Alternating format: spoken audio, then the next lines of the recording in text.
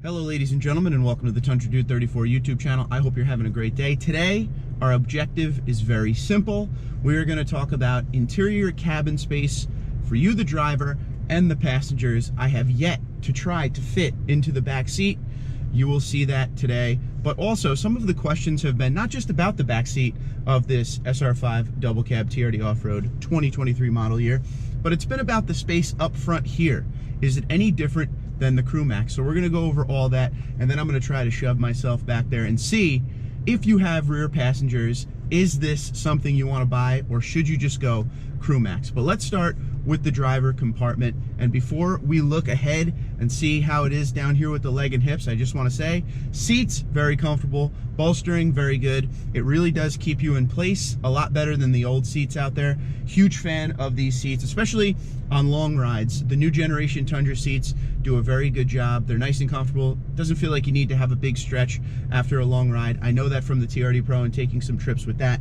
But overall, as far as seating position and the sight line outside of the windshield, this is a great setup. Just like the Crew Max, just like any trim of the Tundra, seating position is fine and very comfortable. Now, when we look ahead, plenty of room in the driver compartment area. I don't feel cramped at all.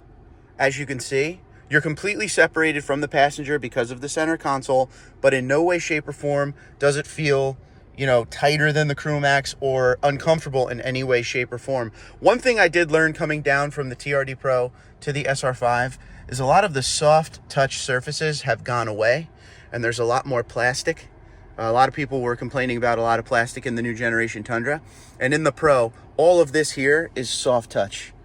But in the SR5, this is all plastic. So if that matters to you, something to keep in mind. Maybe you want to go into the upper trims. But overall, driver comfort, no big deal whatsoever. As you can see how much room there is. By the way, I'm 6 foot, 230 pounds. No issues whatsoever. A lot of leg room here. I'm nowhere near the instrument panels. I'm nowhere near the steering wheel. There's a ton of room all the way around. And obviously you can adjust this steering wheel. But as far as the driver area and driver compartment, totally comfortable, no issues. And you can adjust the seat any way you want to make it even more comfortable to your liking. Sight line out the windshield, no problem whatsoever. And these big mirrors that, again, I applaud Toyota on how good their mirrors are. And these aren't even the tow ones, these are regular. So from the driver compartment, A+ all the way. And we jumped over to the passenger seat. Same could be said about this side, just like the driver area. Ton of room, very comfortable.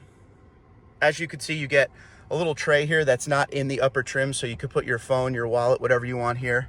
But a very comfortable seat. The seat is adjustable, of course.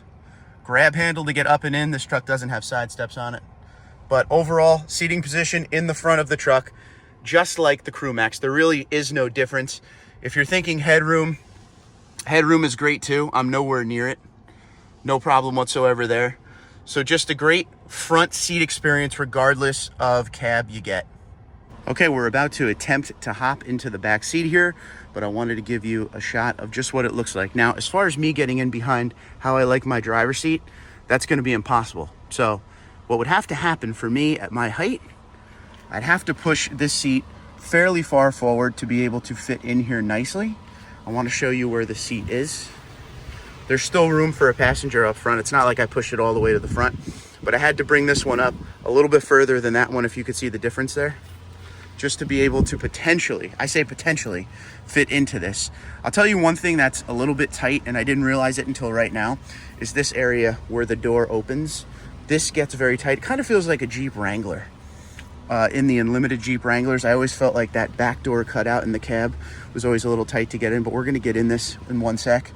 That other seat there, like I said, probably won't be possible. And the middle, I don't know. I don't know how possible that'll be either. But before we go over there, I just wanted to show you, because this is an I-Force, you do get the under-seat storage. So I guess that's one good thing. I never knew how much I missed the under-seat storage until I didn't have it anymore. So it's definitely something good to have. But this is all about passengers in this video.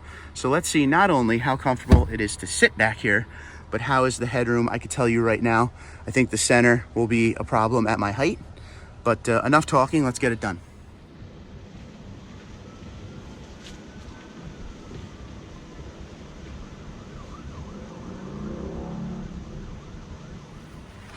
Hopping up and in. As you saw from the other view, really no problem. And I gotta be honest, I'm a little shocked because as far as comfort goes, the seating position is pretty good. The seat in front of me, I'm not touching. As you can see, I got knee room. I'm gonna spin the camera around on you.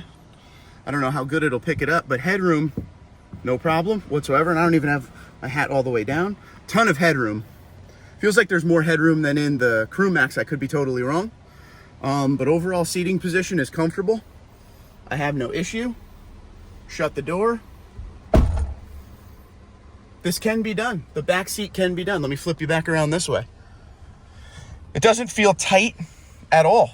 I'm actually shocked. This is the first time I'm getting in this back seat at all. I didn't do this until I was in here with you. There's a little armrest here if you want.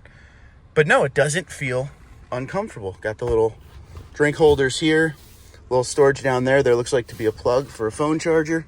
If you wanted to open this, you could do that. Just hang out. I'm impressed.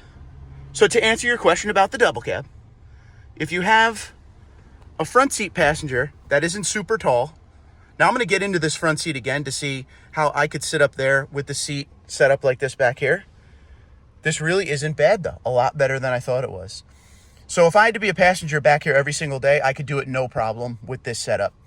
The seating position for me, as far as like my back, it's at a nice angle, nothing uncomfortable. You're not sitting straight up. If you have two backseat passengers and you have a bigger driver like me, it's going to be a little tight here. I mean, maybe if you have somebody little, that could work. And in here, you probably could do it, but your legs would have to be around the center console. But this seat is the seat. So if you have one passenger as big as me, they could do this no problem. But let's get out and sit in the front and see if that would be possible with this setup here.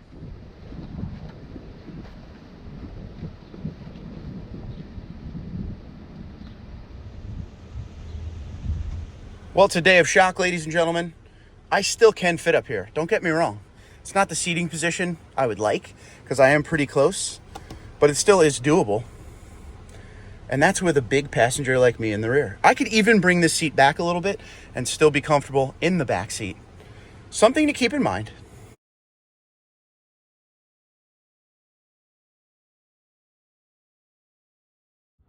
So with the rear seat position that we just spoke about and the front seat position, the wife can sit here absolutely no problem. This would be her normal seating position. So a tall adult could sit behind you if you have a short wife. Well, ladies and gentlemen, that's some exciting news today. We all together learned you can fit a grown adult in the back seat depending on how far up your seat is in the front.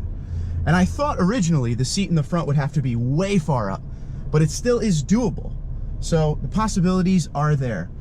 One passenger in the back seat, even if it's somebody you have all the time back there, no problem. Way more comfortable than I thought from this angle. It looks like you sit straight up, but you sit just like you do in the front seat.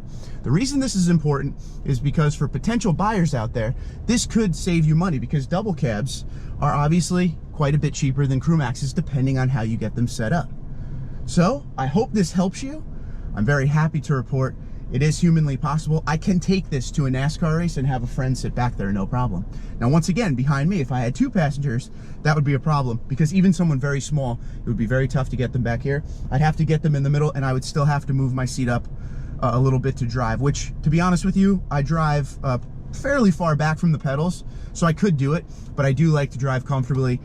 So I'm gonna say one passenger, no problem. Really depends on size. 6 foot, almost 6'1", 230 pounds. I can do it. I wasn't touching anything. Headroom was way better than I thought it would be. So we got a lot of wins in this double cab today. I feel good. Now I'm really happy I bought this truck.